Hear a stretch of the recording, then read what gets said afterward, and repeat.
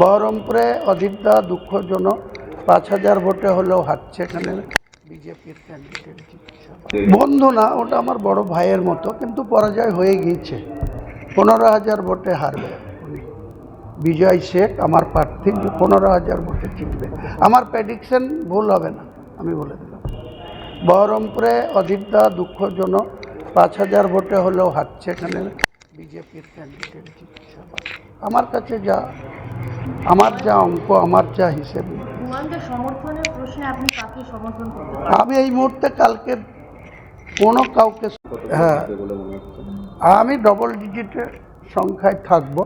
সে সংখ্যা ৩১ হতে পারে, ৫১ হতে পারে, তারও বেশি হতে পারে। আপনারা অপেক্ষা করুন না, আমি ওভার কনফিডেন্ট হবে। আর নিশ্চিতভাবে এবারের নির্বাচনে আপনারা কালকে শুধু সময়ের অপেক্ষা।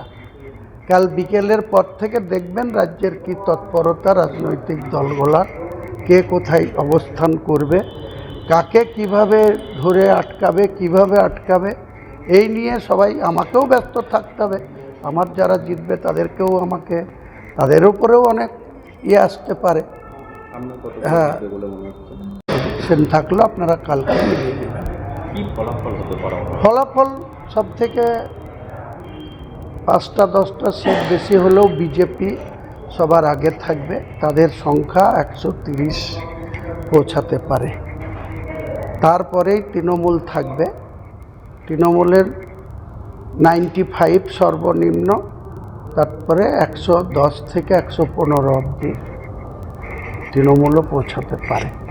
আমার আশঙ্কা, তৃণমূলের যারা নির্বাচিত সার্টিফিকেট পাবে, ৫ বছরে বিজেপির সঙ্গে যেভাবে তৃণমূল তাদের বিধায়কদের বিভিন্ন প্রলোভন দেখিয়ে, বিভিন্ন ক্ষমতা দেখিয়ে তাদেরকে প্রায় নাই করে ৮ থেকে ১০ জন বিজেপির এমএলএকে তৃণমূলের দিকে নিয়ে এসেছিল, এরা ৪৮ ঘন্টাও ধরে রাখতে পারবে না।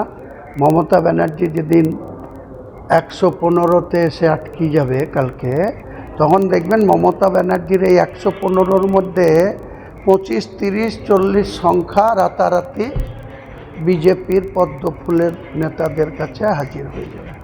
এটা মমতা ব্যানার্জির কাছে একটা অত্যন্ত কষ্টদায়ক, এবং এটা মেনে নেওয়া মমতা ব্যানার্জির কাছে অত্যন্ত কঠিন হবে। আরো ভালো খবর দেখতে সাবস্ক্রাইব করুন বাংলা হান্টের ইউটিউব চ্যানেল।